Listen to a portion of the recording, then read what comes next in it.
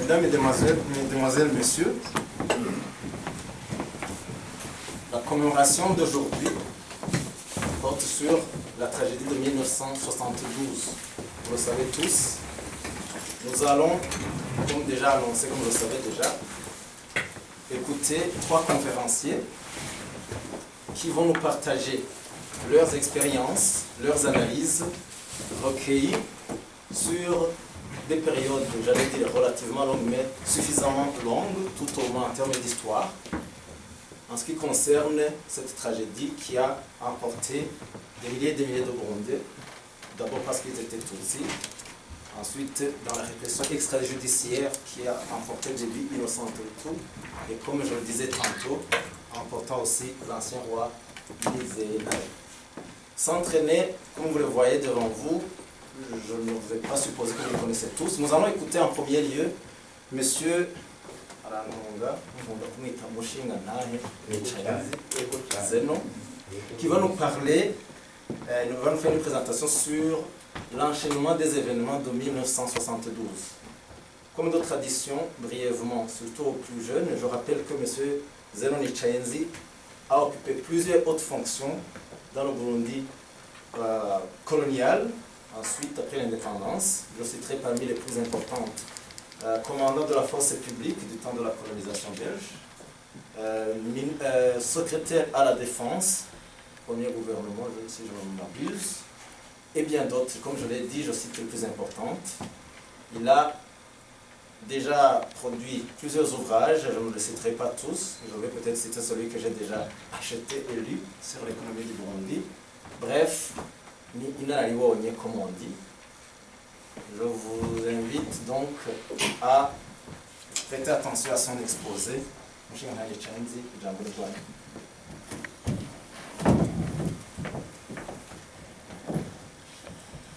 Ndabahaye mwiriwe nimugira amahoro n'umugisha.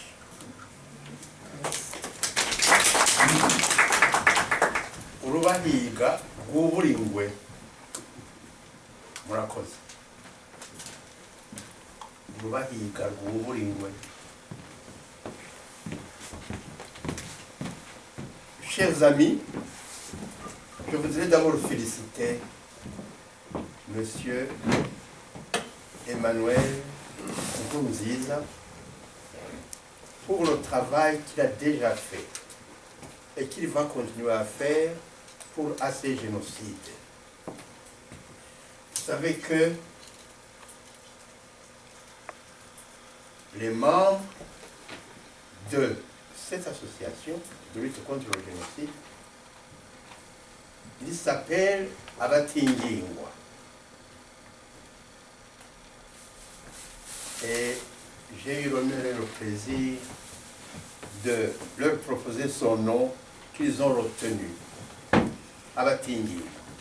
Et je vous remercie, Emmanuel, pour cette invitation qui me fait l'honneur de vous parler de ces malheurs et qui me fait l'honneur aussi de faire votre connaissance. Alors, le sujet que je vais vous présenter, c'est l'enchaînement des événements de 1972 au Burundi. Ce sont les événements qui ont débuté le 29 avril 1972 et qui ont duré presque un an jusqu'en juillet 1973. Un an, même un peu plus. De quoi s'agit-il?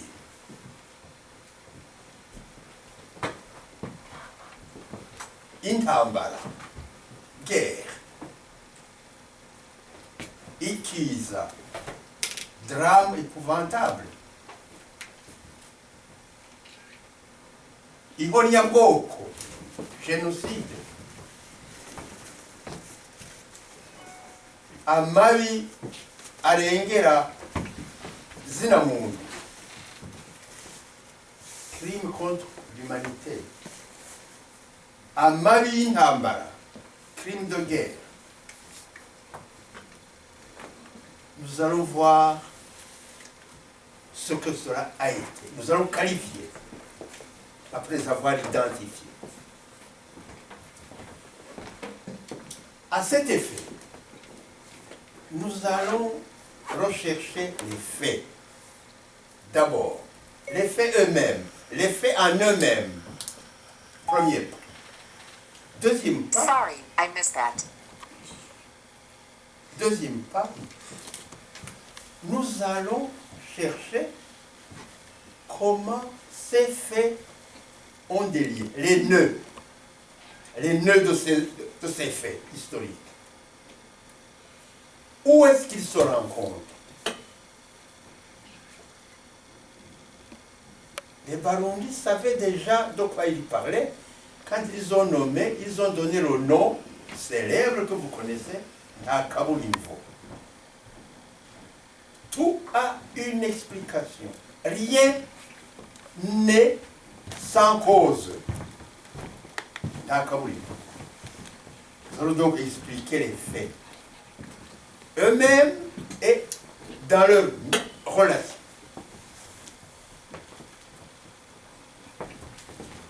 Mais notre but, c'est d'aider les jeunes générations à comprendre, à saisir et à comprendre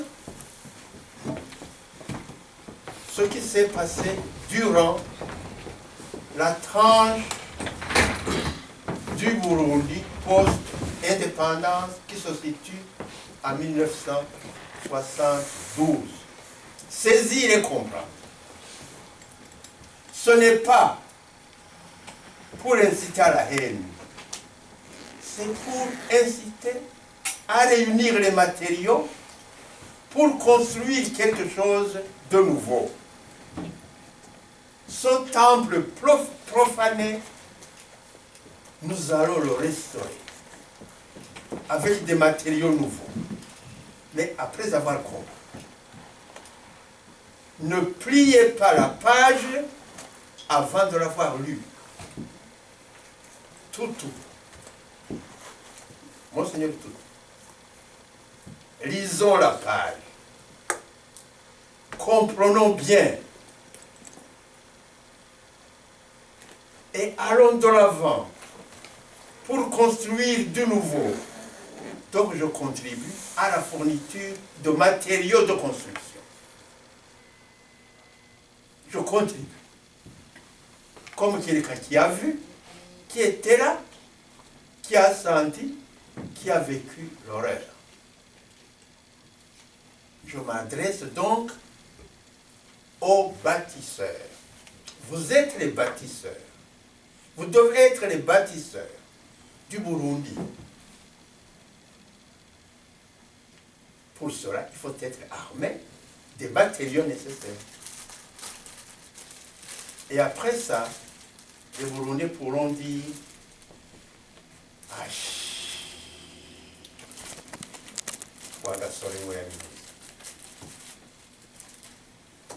nous allons articuler notre exposé, qui sera très court, j'espère.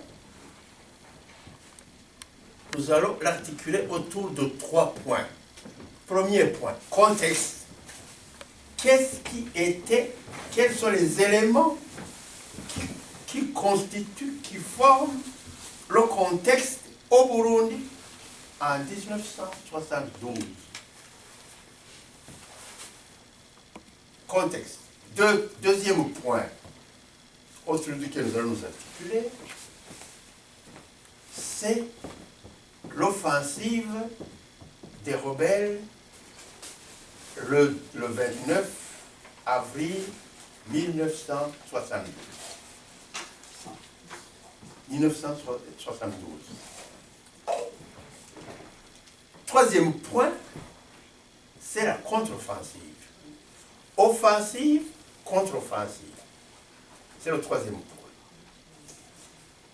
Commençons par le commencement. Le contexte.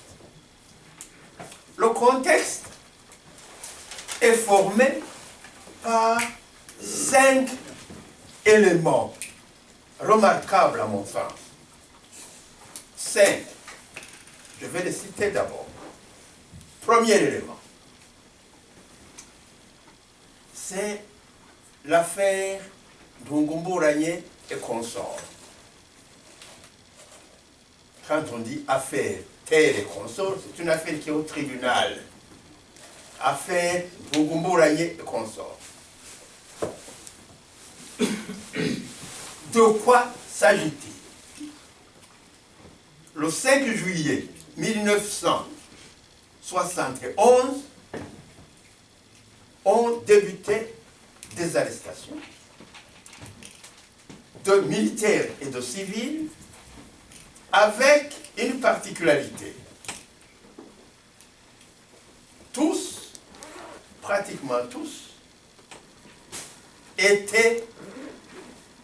ressortaient de toutes les provinces sauf Bururi.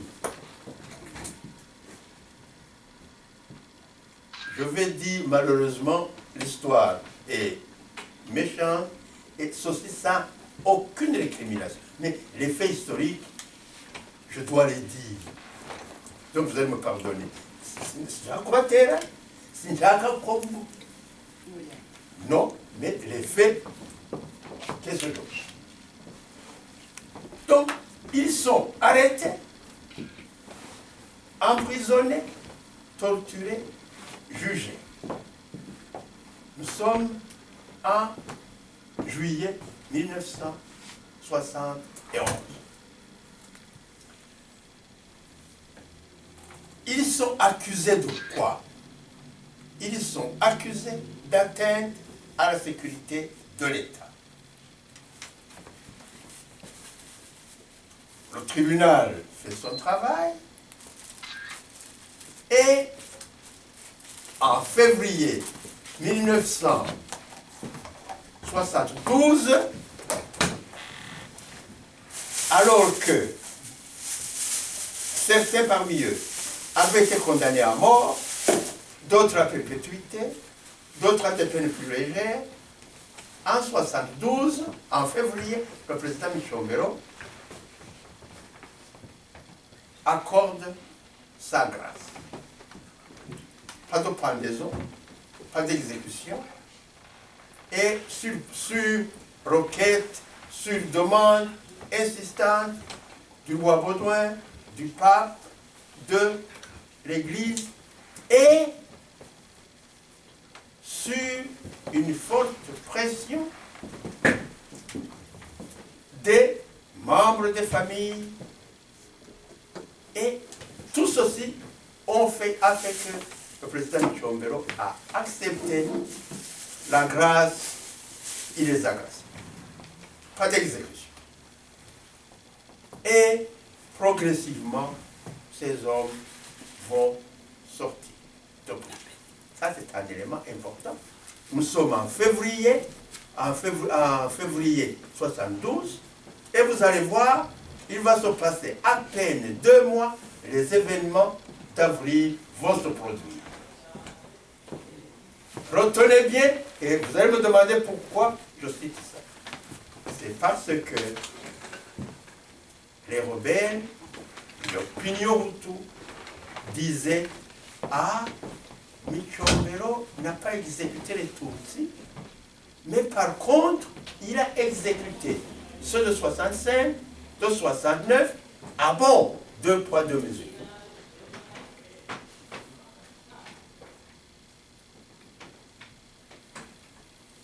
Voilà donc, en fait, retenez ça jusque. Deuxième élément important dans ce contexte. Deuxième élément qui tisse ce contexte. Le deuxième élément, c'est l'affaire Ntare 5. Ntare 5, je vous le rappelle brièvement. Ntare 5, c'est le fils de Mwambousa IV, Mwambusa 4, fils de Mutaga 4. Mutaga 4, fils de Mwezi 4. Mwezi 4, fils de Ntare 4. Il est fils de Mwambusa, donc petit frère de Rwagasore. Oui, petit frère de Rwagasore. C'est juste. Eh bien, voilà donc Ntare. Ntare en septembre 66, en juillet 65, il fait un coup d'État contre son père. Il destitue son père. Inhabituel. Ça n'est pas lui, c'est d'autres qui l'ont conditionné, reconditionné. Il dépose son père, il se proclame roi du Burundi, son père est en exil, et son ministre, son premier ministre, c'est le président Michombe, le futur président Michombe. C'est lui son premier ministre. Je suis le directeur général chez Michombe.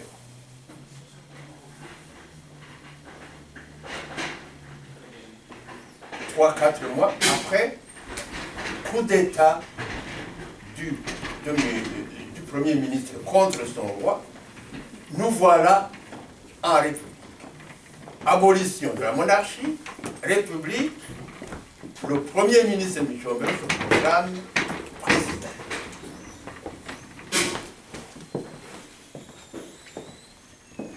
Nous sommes en 1966.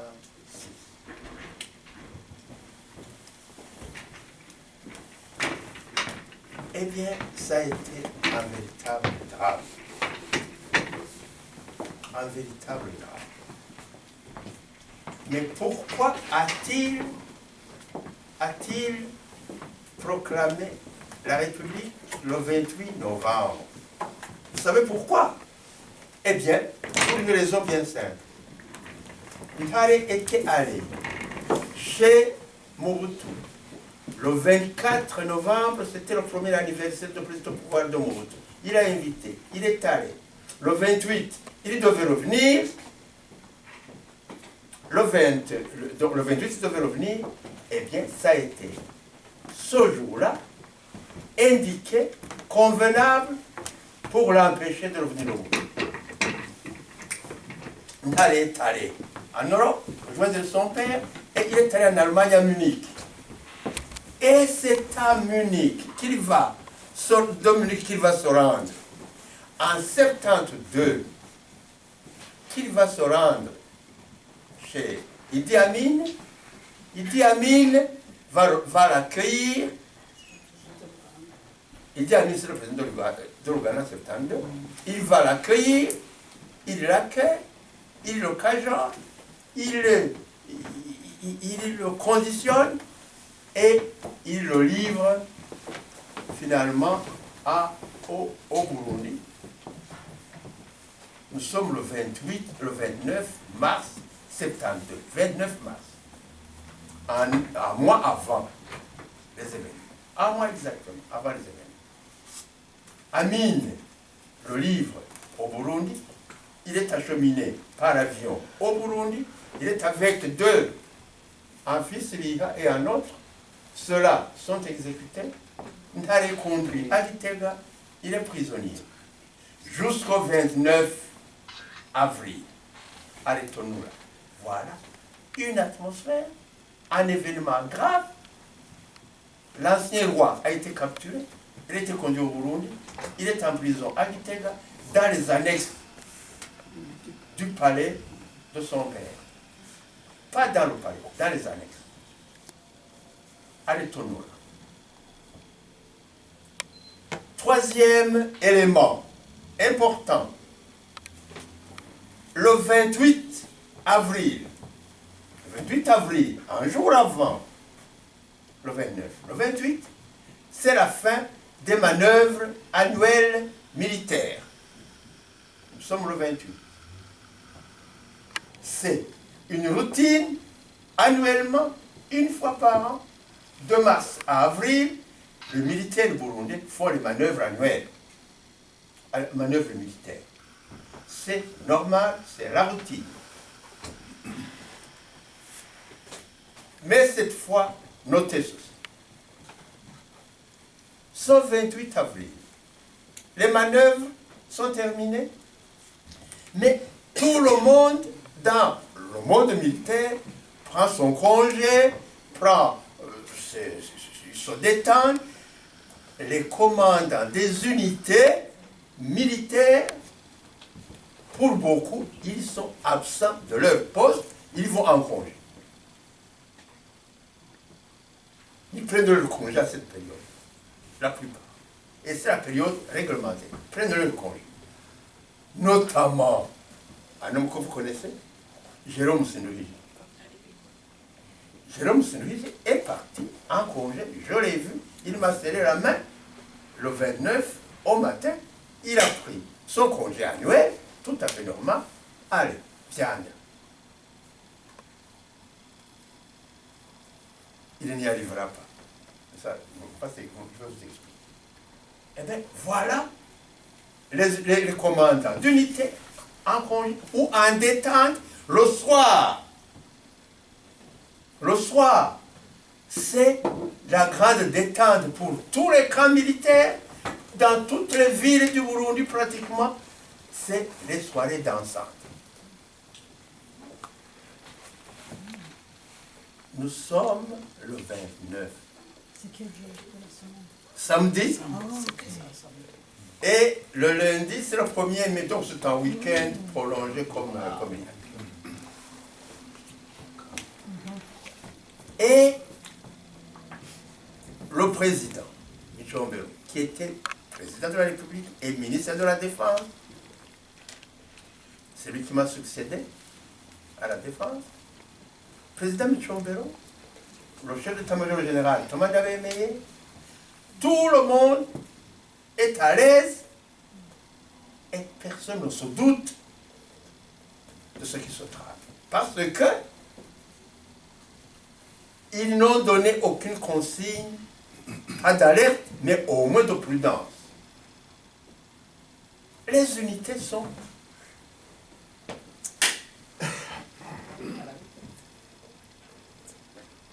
Alors, 5e point à comprendre, c'est le modèle rwandais. Au Burundi, le modèle rwandais a pris une signification politique, une dimension politique large. Le Rwanda de Kayibanda d'abord, de Habyarimana ensuite, était bâti sur une idéologie carrément raciste, carrément génocidaire.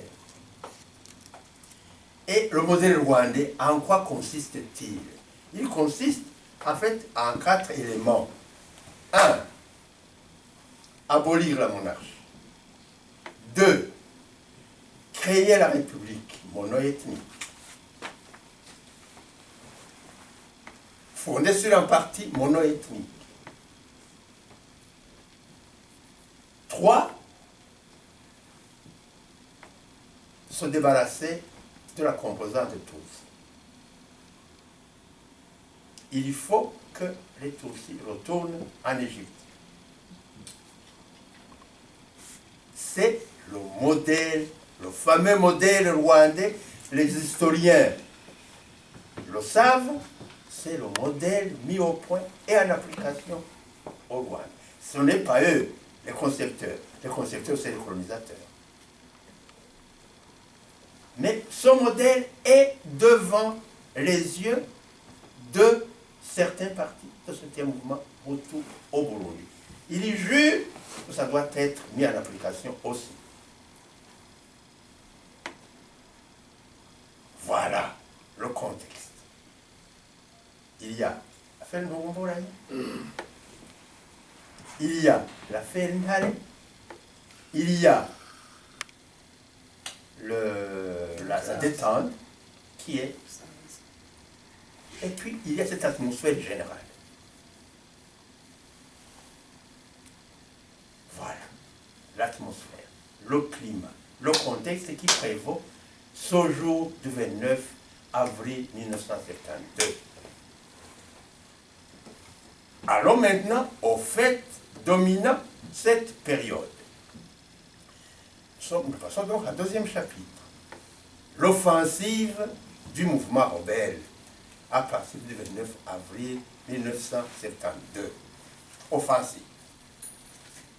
Offensive, c'est un terme militaire. Offensive. Une offensive militaire, ça se prépare. Ça se pense. Ça s'enseigne. Et il y a ces préparatifs.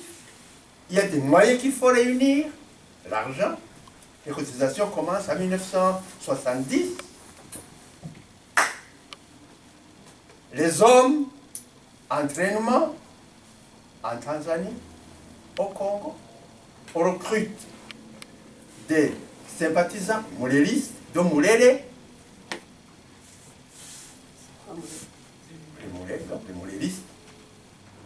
Et donc, ça prend une dimension transnationale. L'objectif, la cible, comme le régime Hitler, c'est le Tutsi du Burundi, comme hier le Tutsi du Rwanda. C'est quand vous préparez une offensive, vous fixez l'objectif. Nous devons prendre telle province, tel pays, ou tel pont, tel bâtiment, donc vous fixez l'objectif. Et vous le fixez à l'avance. Et vous enseignez vos hommes. Lisez bien cet enseignement